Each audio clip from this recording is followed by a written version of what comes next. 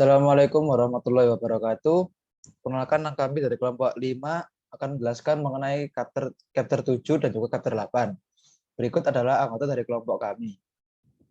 Oke, next.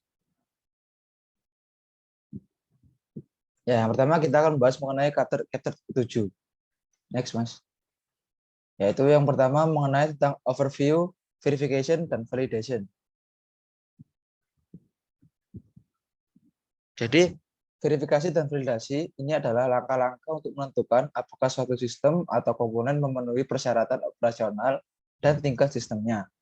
Nah, persyaratan ini ditetapkan selama program untuk memberikan arahan yang memadai bagi insinyur sistem untuk mengukur suatu program. Nah, kemudian definisi dari verification sendiri adalah proses kontrol kualitas yang menentukan apakah suatu sistem telah memenuhi persyaratan tingkat sistemnya. Contohnya, seperti metode yang sering digunakan adalah inspeksi dan juga demonstrasi. Nah, kemudian validasi sendiri itu merupakan proses kontrol kualitas yang menentukan apakah persyaratan operasional ini terpenuhi untuk keseluruhan sistemnya. Misal contohnya yaitu seperti analisis. Nah, itu merupakan contoh dari validation.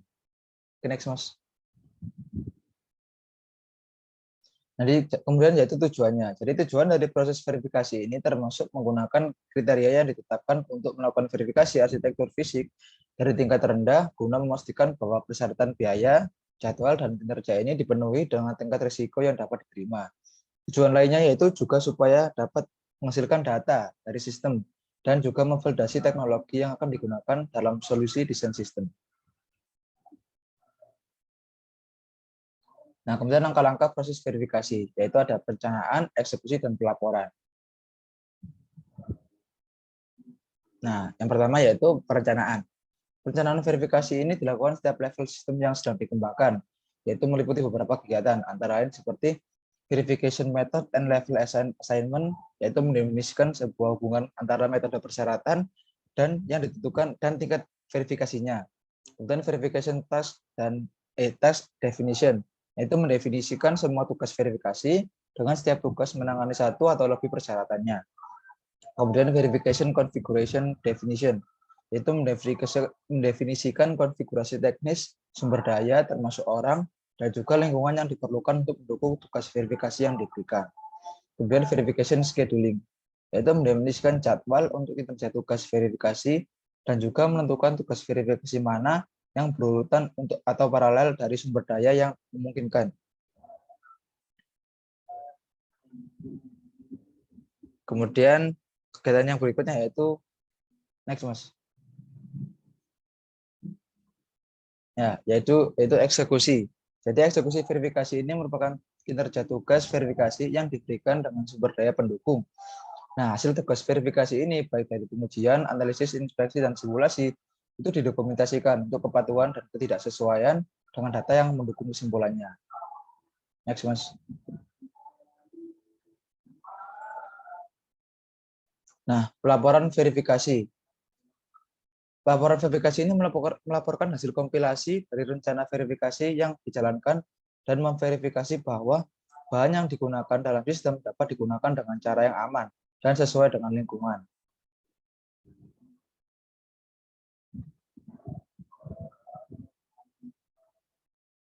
Baik, selanjutnya akan, ini maksud saya sih. Kemudian verifikasi activity. Nah, verifikasi activities merupakan solusi desain sistem yang diverifikasi oleh jenis kegiatan berikut, yaitu antara lain analisis, inspeksi, demonstrasi, dan juga tes.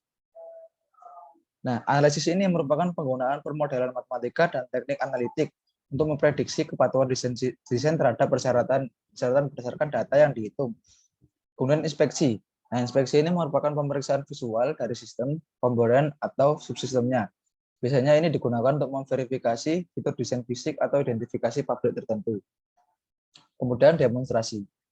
Nah, penggunaan sistem, subsistem, dan operasi komponen untuk menunjukkan bahwa suatu kebutuhan dapat dicapai oleh sistem ini umumnya digunakan untuk konfirmasi dasar, kemampuan kinerja, dan dibedakan dari pengujian oleh kurangnya pengumpulan data yang terperinci. Kemudian tes. Tes ini adalah metode verifikasi kuantifikasi terperinci yang pada akhirnya diperlukan untuk memverifikasi desain sistem.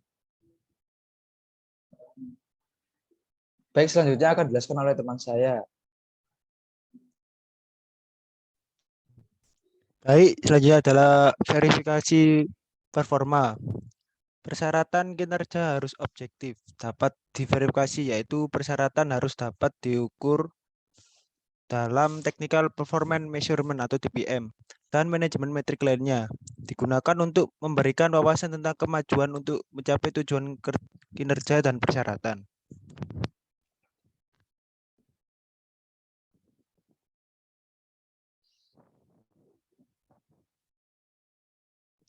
Selanjutnya ada DOT test dan verification. DOT test dan verification secara langsung mendukung rekayasa sistem proses verifikasi. Pengujiannya dengan cara menilai objektif tentang sejauh mana sistem memenuhi atau justru sistem tidak. Pengujian ini untuk meninjau, menganalisis, dan menilai data untuk membantu dalam membuat keputusan yang sistematis.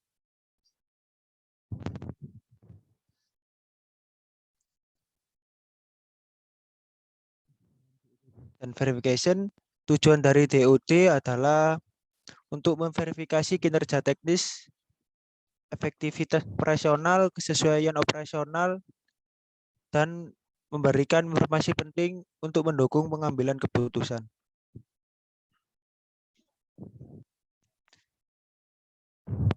Tipe-tipe DOT test terbagi menjadi 3 tipe, yaitu developmental TNI yang berfokus pada pencapaian teknis, yang kedua operasional TNI yang berfokus pada efektivitas dan kesesuaian, yang ketiga live fire TNI yang berfokus dalam penilaian kerentanan sistem.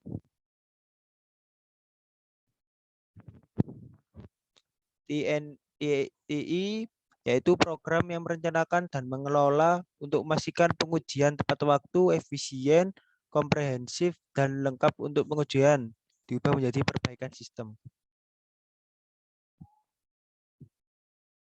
Selanjutnya akan dijelaskan oleh teman saya. Baik, selanjutnya kita akan membahas tentang test planning workgroup. Jadi test planning workgroup ini terdiri dari dua sukata, yaitu test plan dan workgroup. Test plan merupakan dokumen yang dinamis. Keberhasilan proyek pengujian tergantung pada dokumen rencana uji yang ditulis dengan baik yang terkini setiap saat. Test plan kurang lebih seperti blueprint yang berisi bagaimana aktivitas pengujian akan berlangsung. Sedangkan untuk workgroup adalah sekumpulan orang yang terdiri atas 2 anggota atau lebih yang mempunyai kepentingan yang sama. Dari dua definisi test plan dan workgroup, kita dapat menarik kesimpulan bahwa test planning workgroup merupakan tim yang akan membuat bagaimana aktivitas pengujian akan berlangsung. Tim juga akan menguraikan kebutuhan pengujian berdasarkan persyaratan sistem, mengarahkan desain pengujian, menentukan analisis yang diperlukan, dan lain-lain. Selanjutnya kita akan membahas Test and Evaluation Master Plan atau TEM. Jadi, Test and Evaluation Master Plan adalah dokumen wajib yang disiapkan oleh kantor program. Organisasi pengujian operasional akan meninjaunya dan menyediakan perencanaan pengujian operasional untuk dimasukkan.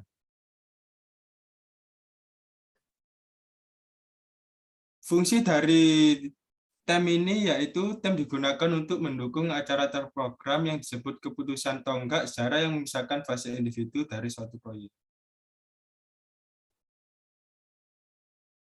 Selanjutnya kita akan membahas tentang Key Performance Parameter atau KPP. Definisi dari Key Performance Parameter adalah karakteristik kinerja yang harus dicapai oleh solusi desain. Key Performance Parameter ini nantinya akan didokumentasikan pada TEM. Selanjutnya kita akan membahas Development Test and Evaluation (DTNE). DTNE ini nantinya akan memverifikasi bahwa solusi desain memenuhi persyaratan teknis sistem dan sistem disiapkan untuk OTNE yang berhasil. Kegiatan DTNE ini menilai kemajuan menuju penyelesaian masalah operasional kritis, validitas keputusan trade-off kinerja biaya, mitigasi risiko teknis akuisisi, dan pencapaian kematangan sistem.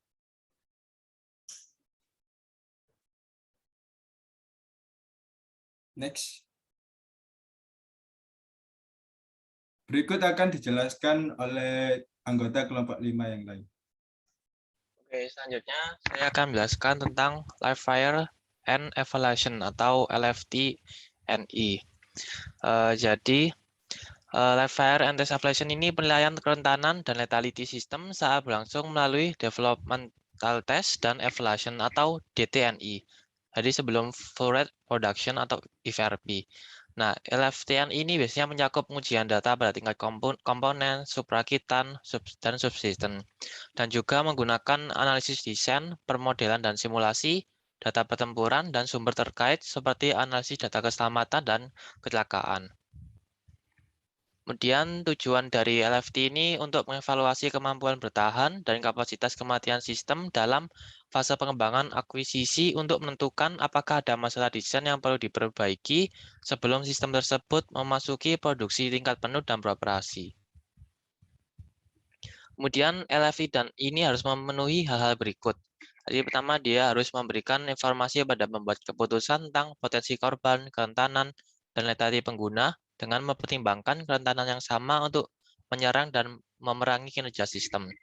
Kemudian dia harus memastikan bahwa pengetahuan tentang korban pengguna dan kerentanan atau lethality sistem didasarkan pada pengujian sistem dalam kondisi pertempuran yang realistis.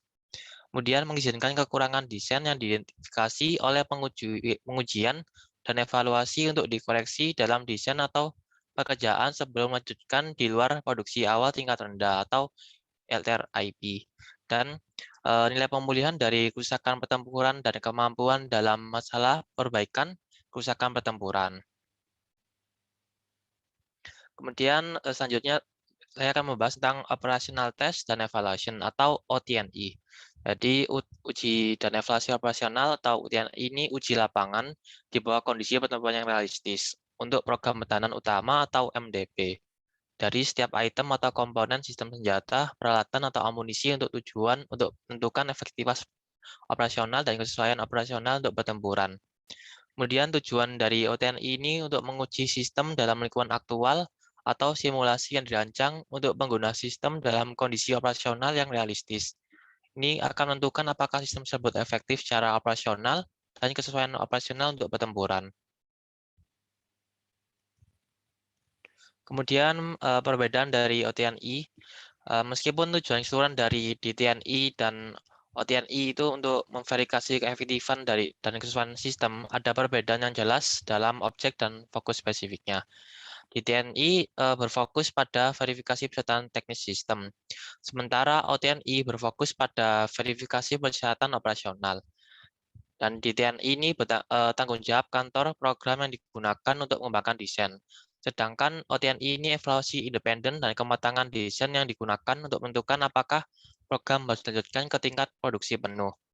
Kemudian di sini ada perbedaan saat dari yang development test dan operational test. Kalau development test dia dikontrol oleh program manager, sedangkan operational test oleh independensi agensi. Kemudian dia ini satu one on one test, sedangkan kalau operational ini many on many.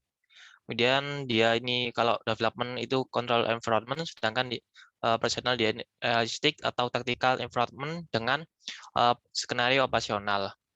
Dan selanjutnya seperti itu. Kemudian kita akan memasuki ke chapter 8 tentang System Engineering Process Output. Sini saya akan membahas pada chapter 8.1 tentang Documenting Requirement and Design. Jadi keluaran dari proses rekayasa sistem terdiri dari dokumen yang mendefinisikan kebutuhan sistem dan solusi desain. Kemudian arsitektur tingkat lanjut ini menjadi model referensi untuk pengembangan lebih lanjut dari persyaratan sistem dan dokumen. Output proses rekayasa sistem mencakup arsitektur item sistem dan konfigurasi, spesifikasi, baseline, dan database keputusan.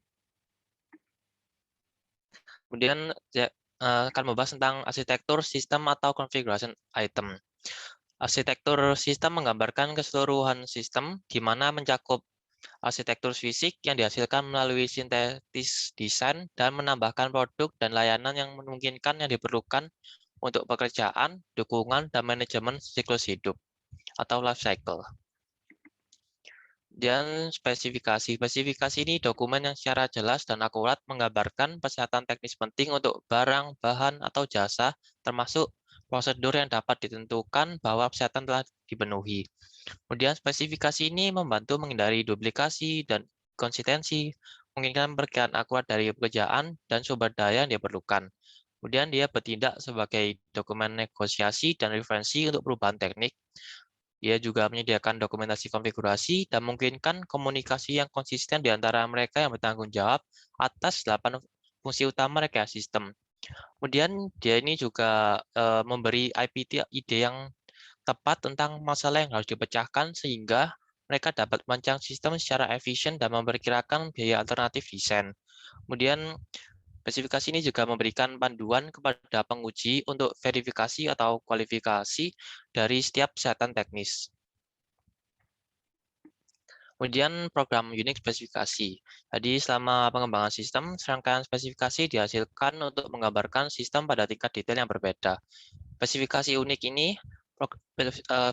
unik program ini membentuk inti dari garis dasar konfigurasi. Nah, awalnya sistem dijelaskan dalam hal fungsi tingkat atas, terus kinerja, dan antarmuka.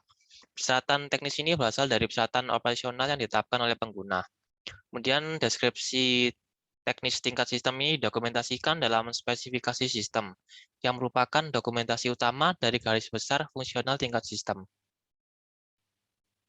Kemudian yang selanjutnya akan dilanjutkan oleh teman saya.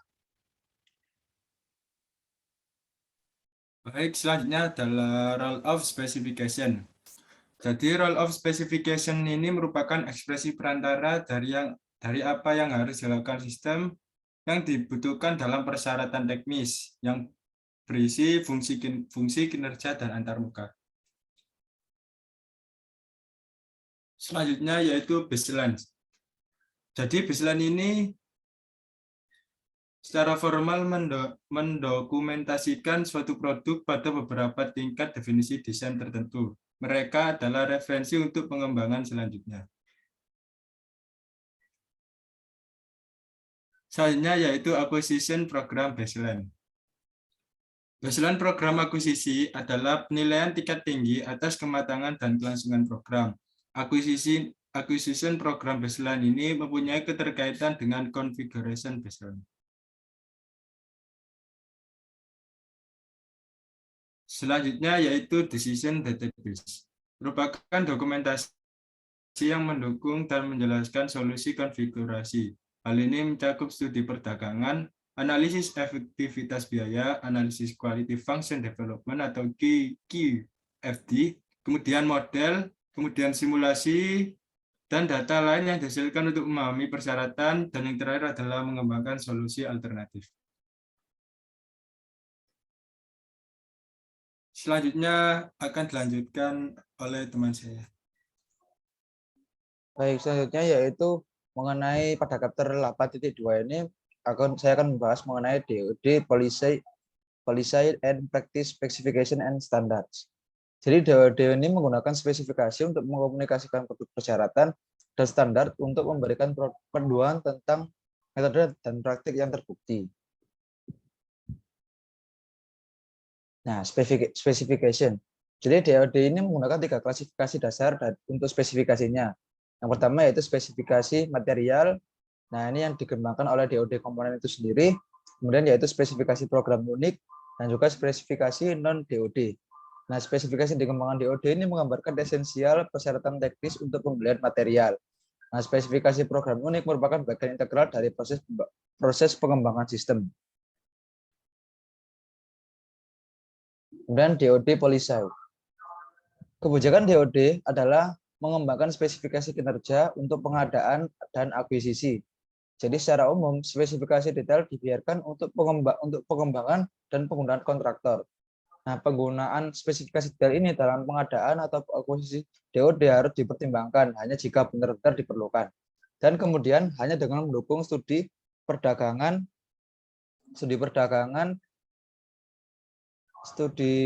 dan akuisisi persetujuan otoritas. Nah, kebijakan DOD ini memberikan preferensi pada penggunaan solusi komersial untuk persyaratan pemerintah, daripada pengembangan desain yang unik. Oleh karena itu, penggunaan spesifikasi barang komersial dan deskripsi harus menjadi prioritas dalam pengembangan arsitektur desain di sistem.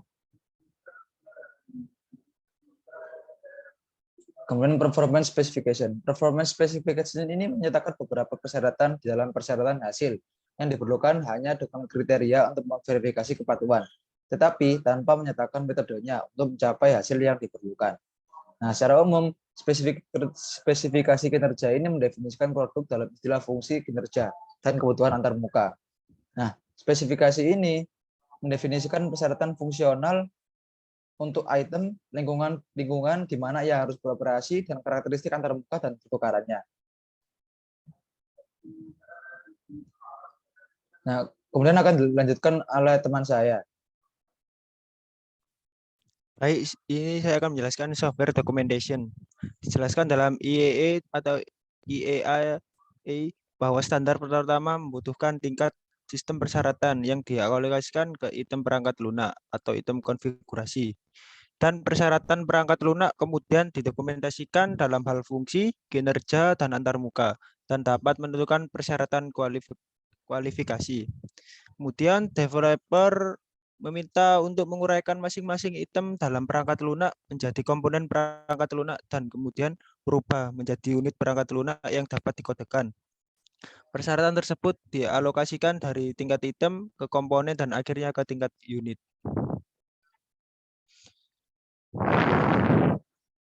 Selanjutnya saya akan menjelaskan standar. Standar menetapkan teknik dan teknis batasan aplikasi untuk item, bahan, proses, metode, desain, dan rekayasa praktek. Komponen tersebut adalah dokumen corporate knowledge yang menjelaskan bagaimana melakukan beberapa proses atau deskripsi dari kumpulan pengetahuan. Standar berasal dari banyak sumber yang mencerminkan praktik atau basis pengetahuan dari sumbernya.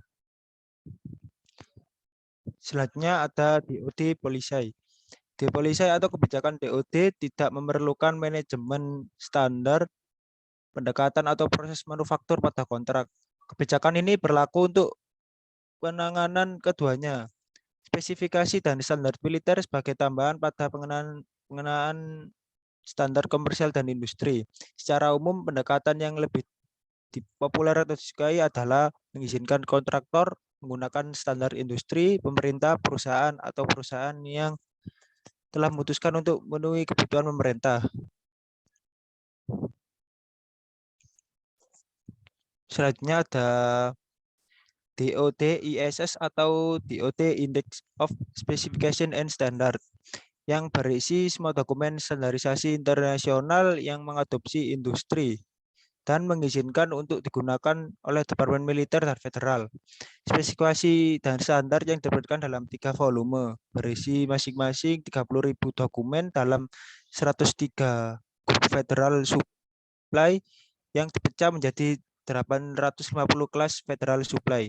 Ini mencakup total penggunaan DoD dari spesifikasi dan standar, mulai dari bahan bakar spesifikasi dengan standar kualitas internasional. Berikut ini adalah referensi yang digunakan pada PPT kami.